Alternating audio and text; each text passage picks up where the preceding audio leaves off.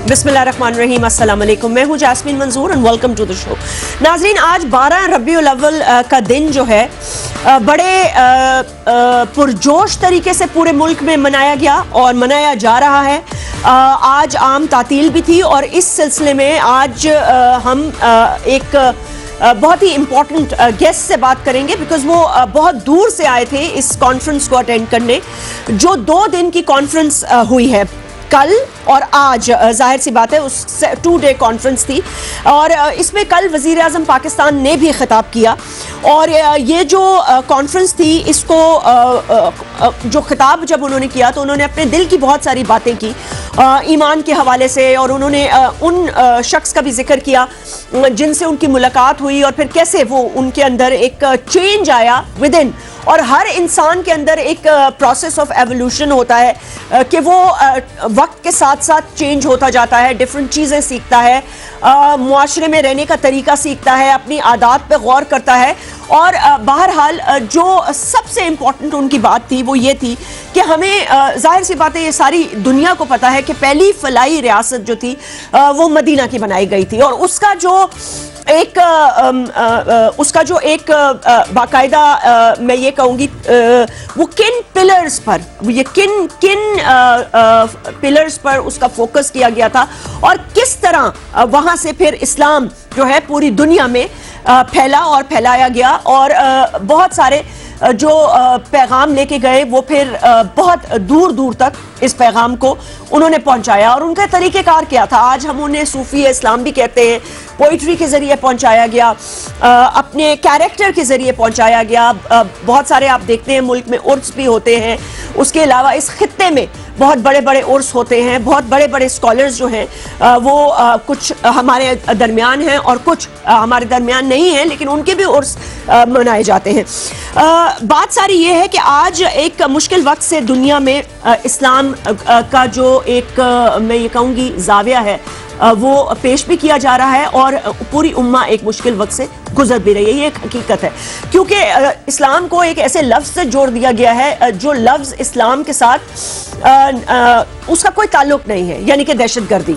आप जानते हैं कि जब हम दुनिया में सिविलाइज्ड ममालिक में ट्रैवल करते हैं, जाते हैं, तो कितना हमें मुश्किलात होती हैं, किस तरह हमें नज़रों से देखा जाता है, हम पे सवाल उठाए जाते हैं। ये इसकी बुनियादी वजह क्या है? क्या वजह है कि इस्लामी उम्मा जो है वो अपनी पावर को और अपने जो सबसे हमारे आइडियल जो कैरेक्टर दुनिया में, जिन्होंने दुनिया की बसात और पूरी उसकी जो ओवरऑल डायनामिक्स थे दुनिया के, वो चेंज कर दिए। प्रॉफिट मोहम्मद सल्लल्लाहु अलैहि वसल्लम की ज़ात, उनको मद्देनजर रखते हुए क्यों हम अपने कैरेक्टर्स को प्रोजेक्ट नहीं कर पाए। इसी पर कॉन्फ्रेंस भी रखी गई थी और इसी पर प्राइम मिनिस्टर ने बात भी की और उन्होंने ये कहा कि इस 3 यूनिवर्सिटीज़ में चेयर भी बनाई जाएगी जो उनकी ज़ात पर, प्रॉफिट मोहम्मद सल्लल्लाहु अलैहि वसल्लम की, उनकी सीरत पर और उनकी सुन्नत पर बाकायदा रिसर्च भी करेंगे और ऐसे रिसर्च ऑर्गेनाइजेशंस को मज़ीद तक़वियत भी पाकिस्तान में देनी चाहिए। दुनिया भर में बहुत मौजूद है, लेकिन पाकिस्तान को इस वक्त और उम्मा को भी अपना इमेज करेक्ट करने की ज़रूरत है। We need to portray the right message of Islam और उसके लिए जाहिर सी बात है बहुत सारे एम्बेसडर्स हैं। आज उनमें से एक हमने मधु किया है अपने शो में, वो अभी ब्रेक के बाद हमें ज्वाइन करेंगे तो मैं उनका तारुफ कराऊंगी। बात यह है कि मैं उनका तारुफ उर्दू में करा दूंगी और इंग्लिश में भी करा दूंगी, क्योंकि 2 ज़बानों में बात करते हैं। कल उन्होंने कॉन्फ्रेंस में हिस्सा लिया और उन्होंने बड़ी खूबसूरत बातें की, वेरी हार्ट टचिंग और बहुत ही ज़्यादा मैं कहूँगी कि क्लोज टू एवरीबडीज़ हार्ट, कि हमारा कैरेक्टर कैसा होना चाहिए। तो उनसे हम गुफ्तगू का आगाज़ करेंगे। उनके सब टाइटल्स उर्दू में भी आप प्रोग्राम के दौरान देख सकते हैं। मैं उनका तारुफ कराऊंगी इस ब्रेक के बाद, अंग्रेज़ी में भी और उर्दू में भी। Let's take a short break.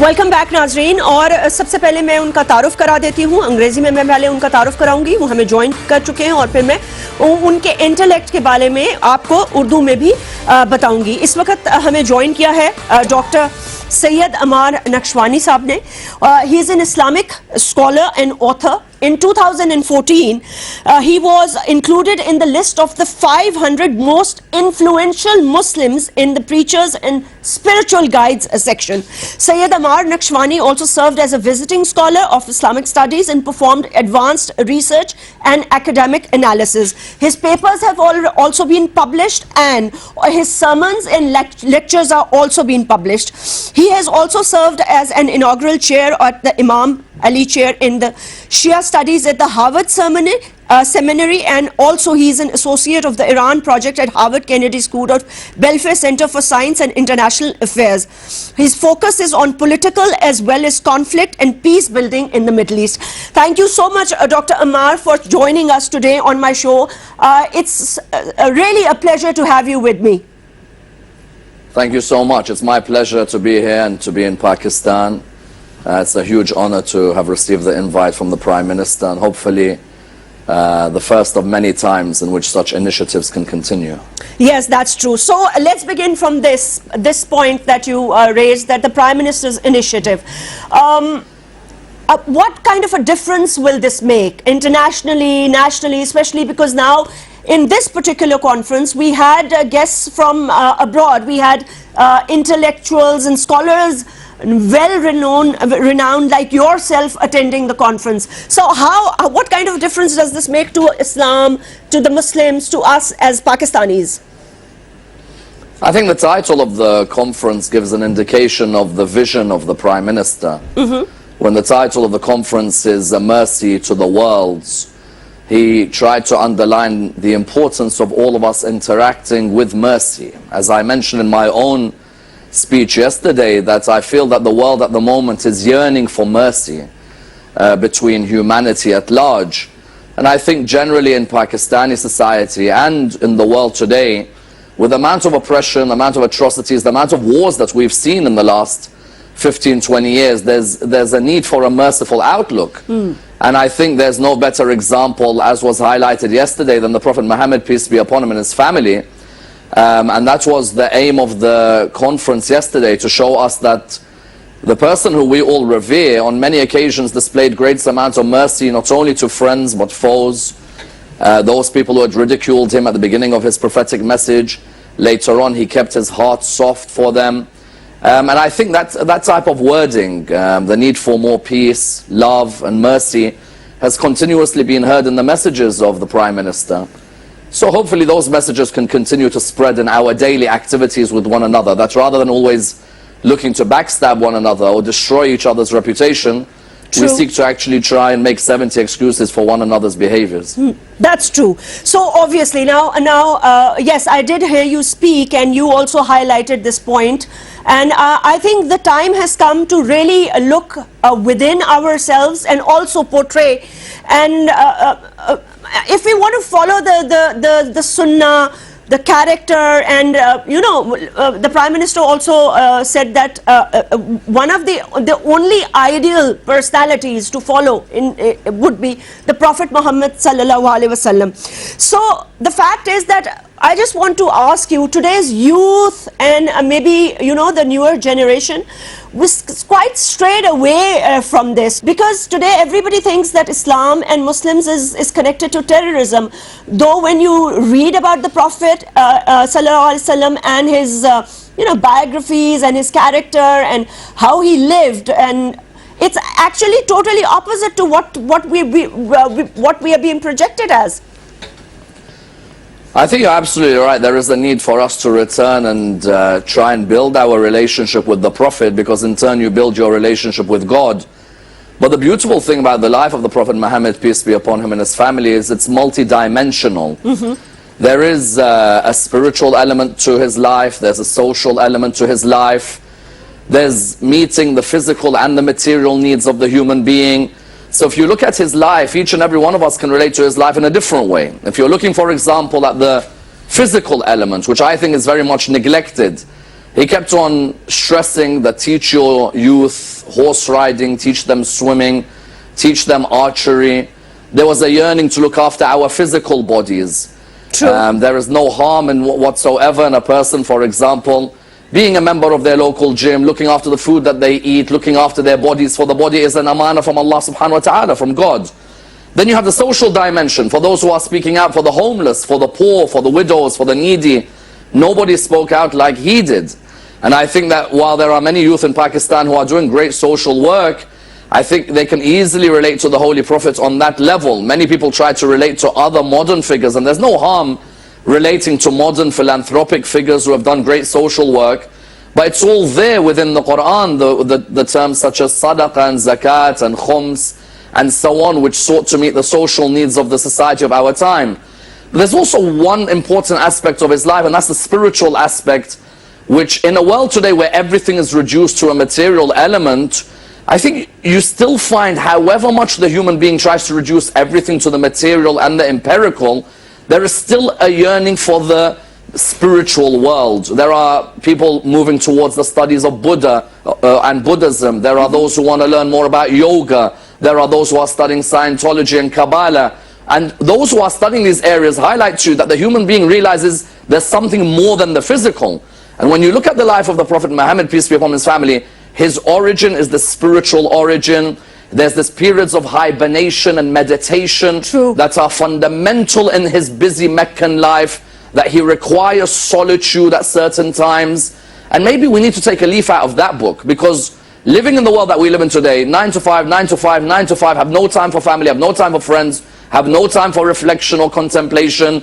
We find ourselves drained all the time. That spiritual element of the Prophet Muhammad may be what the world needs at the moment. So it's a multi-dimensional character, which I think, if we were to explain him a bit better, which I think sometimes we're lacking, then you'll see a lot more of the youth in the world relate to his biography. That's true. I think you really put it very nicely, and very beautifully.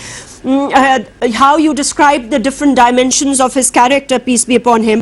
The fact is that, when you spoke about this thing, reflection within, today you hear, and I mean, like, we all, I think from time to time, we all feel a little down, we all feel a little depressed, we all find ourselves a little confused, maybe because it's become a global world. And I was hearing a couple of other lectures whereby, I was thinking that maybe the youth of other countries have different problems, and maybe my youth has different problems, but today I understand the problems are similar.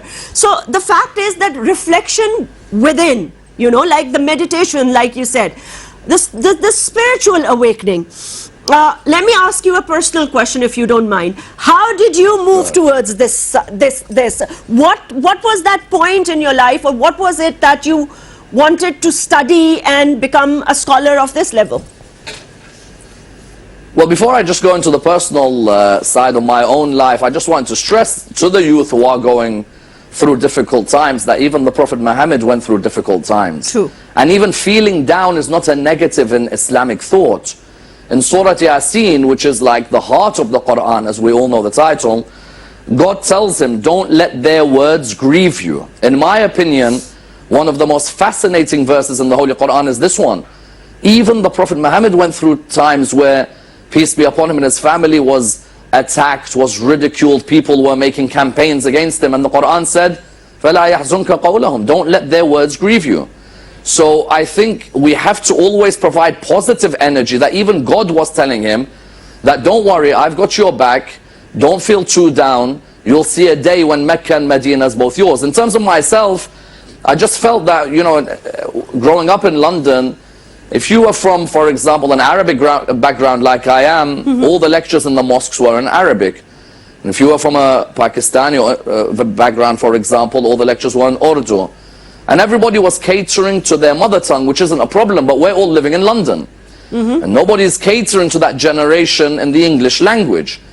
And from myself, I feel that God inspired me to actually start reflecting on myself, that okay, I'm using these languages as an excuse, but there are books in English which are available for me to learn about the Prophet, to learn about the Quran, to learn about Islamic history and theology. And at the time there were hardly any English speakers in the field. And so when I began studying these books, I began to realize that we're making excuses as to why we're not knowledgeable or why we're not attending the mosque. We always blame our parents or blame the community or say it's all backward. Okay, so why don't you work on yourself? and then slowly seek to rebuild those around you. And I had wonderful support from family and friends at the time.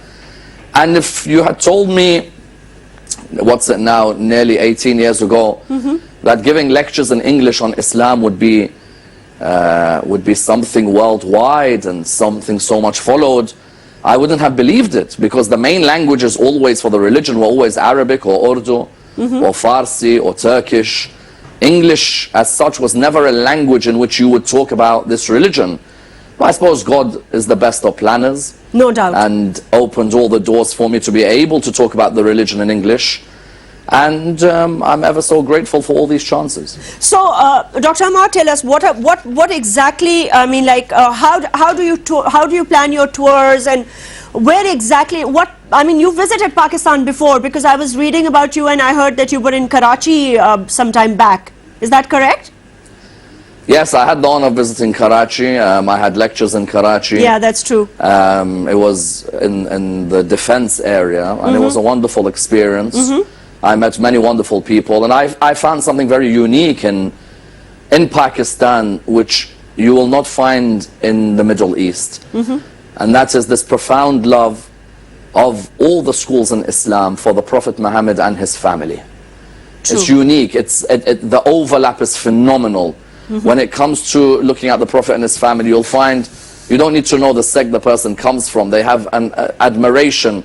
Like when I see the shrine of Abdullah Shah Qazi in Karachi, and the others who people go and visit and seek to have a relationship with the Prophet, it really is something quite wonderful. And it's sad that a lot of the Muslim world only hears negative portrayals of Pakistan. I wish more of the Muslim world would actually come to realize the heritage and the history and the rich culture of the Indo-Pak subcontinent, of the South Asia, and realize just how much profound love there is over here. So yeah, I had the honor, and it was a wonderful blessing that I was able to visit.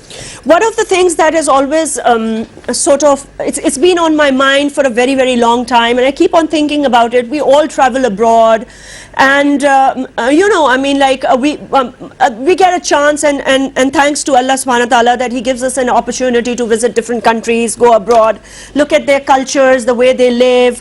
And the one thing that I always, whenever I get a chance to meet anybody abroad, and you know, I want to portray a side of my country, somehow I feel that not only Pakistan but the Islamic Ummah has not been able to project the way they should be projecting their image, because this is extremely hurtful and sad for me to hear when Muslims are just projected as terrorists, and you know, maybe a bunch of crazy people would do these criminal atrocities and acts. Pakistan itself has suffered, as you know, we lost about 75,000 people, and in this war that we had to go through.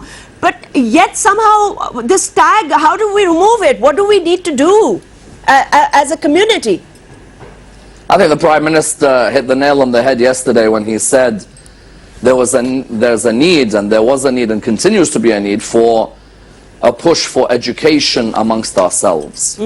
There is a compound ignorance that sometimes even exists within ourselves, where a community whose religious book began with the word Iqra, read, is now the community that hardly ever reads. And I think unless we work on ourselves, God even in the Quran makes it clear, we will not change the state of a group of people until they change from themselves. We have to begin to reflect on ourselves, just how much have we learned from the Quran and from the prophetic biography, and how many things are we doing which are cultural in the name of religion, and religious in the name of culture. True. All of these things have to be reflected upon, where we begin to then understand what are the ideals that we should be following. And I'll give you an example. I had mentioned yesterday about the need for us not to be so judgmental. Yes. You can blame everybody out there for the image of Islam. Sometimes we, the Muslims, are the most judgmental.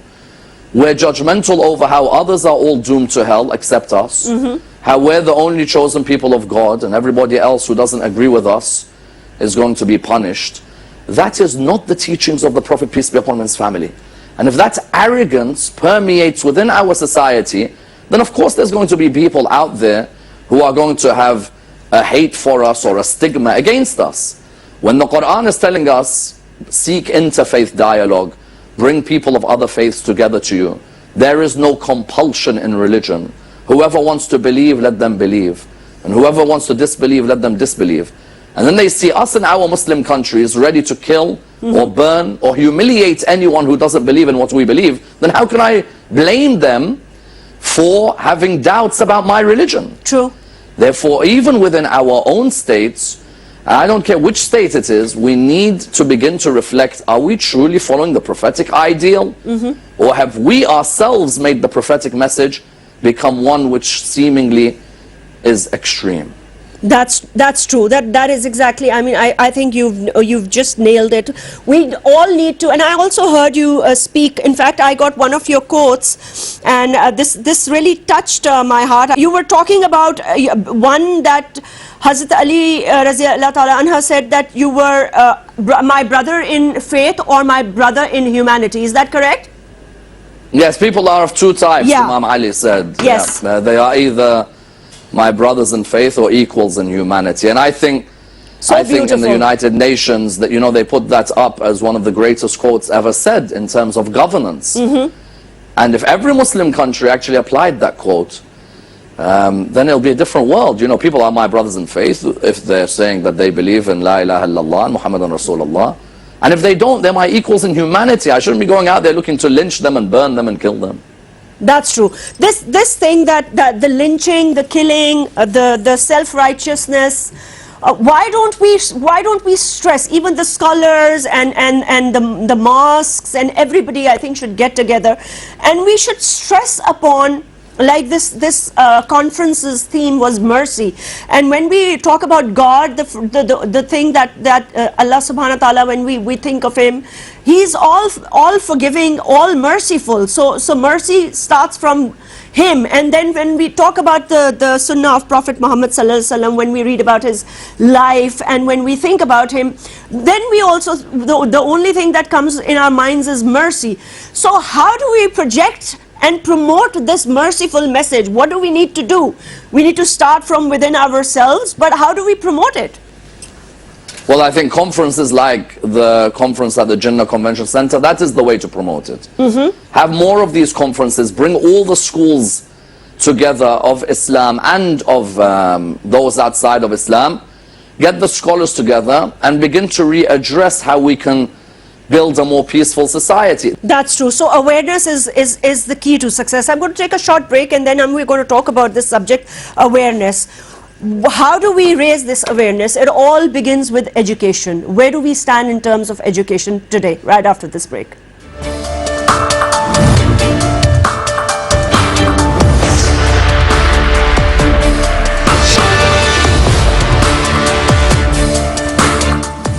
Welcome back.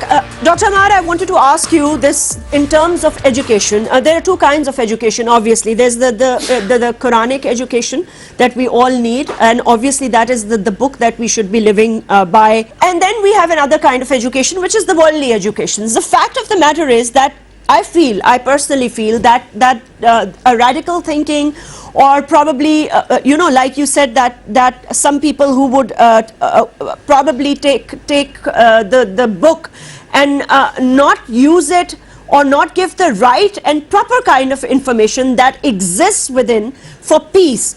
So the fact is that we really need to educate. How important is education for this purpose, and where do we stand in terms of education today?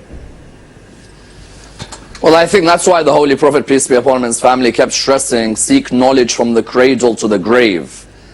I see many Muslims seek knowledge from the cradle till 16.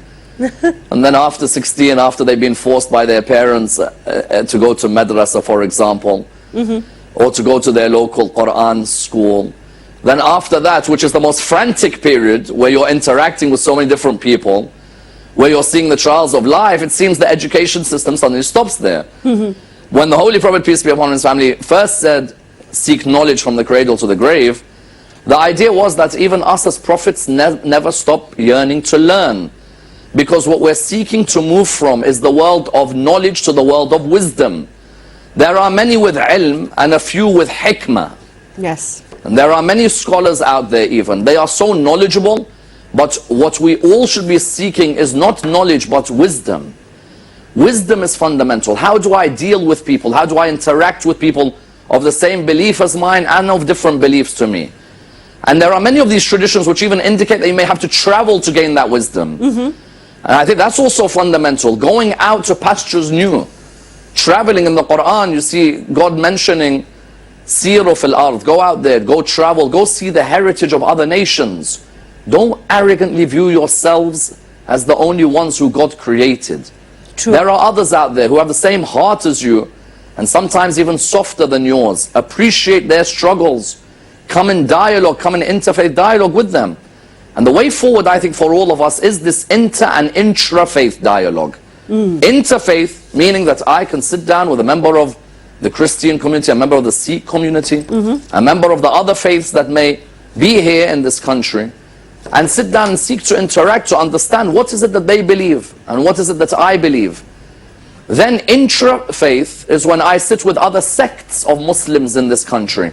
Maybe I have the wrong impression of other Muslims. Maybe I've judged other Muslim sects by just hearing literally hearsay or false rumors about them. True. And the community which has more interfaith dialogue and more intra-faith dialogue is a healthier community, because you leave that world of ignorance and you slowly go on that journey towards wisdom. If we can have more endeavors like this, like yesterday's endeavor, I may come from a particular background of a certain school of Islam, a legal school. There is next to me a Hanafi, next to me a Shafi'i, next to me a Maliki, next to me a Hanbali, next to me someone who doesn't want to identify with any sect of Islam. But ultimately we can all sit on the table of brotherhood. And if that could be pushed more, where we can sit together, agree to agree on certain things, maybe differ on others, but learn how to differ, I think you're going to build a healthier nation. I think if you look at Pakistan over, I would say, over 35 years ago, Pakistan was a nation which was proud of having all these different Muslim groups interact with each other without this sectarian element. True. Where they're able to all intermarry, live in peace, go to each other's houses. The 10th of Muharram, for example, in honor of the martyrdom of the grandson of the Prophet Imam al-Hussein alayhi salam, you'll find people of all different schools coming together, sharing food, listening to lectures. And that's the Pakistan you want to return to. A place where people could walk on the streets without fearing for their lives because of ignorance. So obviously, the word that you ended your sentence with is ignorance. We do think that we are very well read and we are very well educated and obviously self-righteous and very, very pious. But again, this thing within ourselves, to judge somebody is I think the worst possible thing that one could do with one's own soul. The judging of the people, I mean, what is the Quran and the Prophet Sallallahu Alaihi Wasallam's views on that? I would like you to shed some light on this aspect. Judging anybody, for example, because we're very quick to judge, and then we're very quick to condemn, and then we're also very quick to act very pious within ourselves. How do we stop this?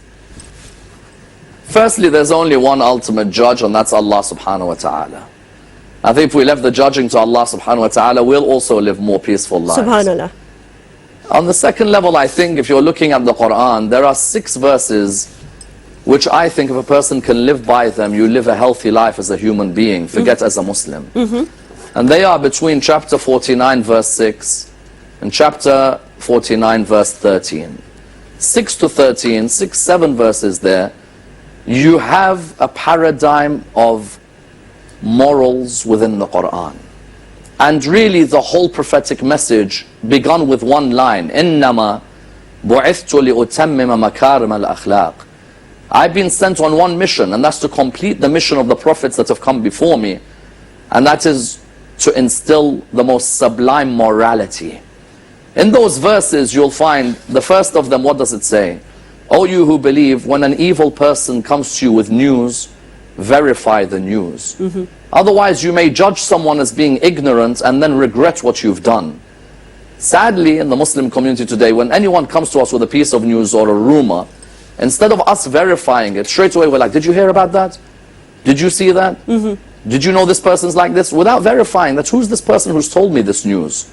I may end up slandering someone's life, destroying their life, destroying their kid's life, destroying their family life, destroying the community at large. So the Quran had this clear statement in 49:6 that, O you who believe, when an evil person comes to you with news, verify. And I remember the grandson of the Prophet, Imam al-Hasan alayhi salam, he has a lovely line. When they asked him, what's the distance between truth and falsehood? He said, 4 fingers between your ears and your eyes. What you hear with your ears, verify with your eyes. There are many things that we hear, but did we see it happen? And if we didn't see it happen, how then can we judge somebody? True. When if it happened to us, we'll be like, you didn't see me do this, how could you say that about me? So you've got these verses. Then you've got later verses where the Quran keeps on reminding us with verses such as, O you who believe, avoid suspicion. For suspicion in some cases can be a sin. How many of us have suspected people about their marital lives? Yeah. How many of us have suspected people about their personal lives, about their business lives? We've suspected with no evidence and we found it normal to suspect. How about if that's happened to you, where somebody suspected you about something and then later on it was proved to be false? True. And that's followed by the verse that says, and do not spy. And yet look at us today, we're ready to spy on each other's lives. Yes. Wherever someone moves, we want to be a big brother on them. And then the Quran says, do not backbite one another. Do you like to eat the dead flesh of your brother? And all of these are ethical, moral norms which the Quran was seeking to establish, that don't just be a Muslim when it comes to the mosque. There are so many in the mosque, suddenly they become Mr. or Mrs. Pious. All of a sudden you see them humble in the mosque, or they'll actually tell their friend, don't say that in the mosque. When we leave and go for coffee, then tell me the whole story. The whole, you know, and it's unbelievable. And the whole of this earth is Allah's house, not just the mosque. Totally agree. And so, that's why I remember Imam al-Jawad alayhi salam, the great grandson of the Prophet Muhammad, he says, don't be a friend of Allah in public and an enemy of Allah in private. And I think these types of things we have to begin to reflect on. That's true. And I suppose the first people who have to reflect on these are journalists.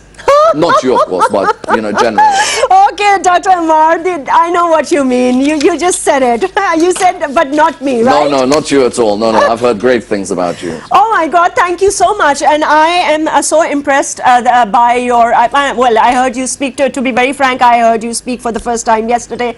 But, you know, when you spoke about mercy and when you spoke about, you know, when you gave those examples, it really touched my heart. And I'm sure, you know, I mean, like, then I read about you have a huge following. So all I can say is I really want to thank you for joining me today. It was really a pleasure for me to have you on the show. And please do keep in touch with us. And whenever you're in Pakistan, because you are a guest, so you're more welcome. Please do visit us more for your lectures and for more interfaith dialogue. And that would be great actually for us. Thank you. It's my pleasure. And I really thank you for your time. And I pray for everybody here in this country that once again it comes back, and I'm sure it will come back to the greatness that it deserves from those predecessors who worked so hard, and hopefully under the guidance of the Prime Minister as well. Inshallah, inshallah. Thank you so much, Dr. Syed Ammar Nakshawani, for joining us today on Tonight with Jasmine.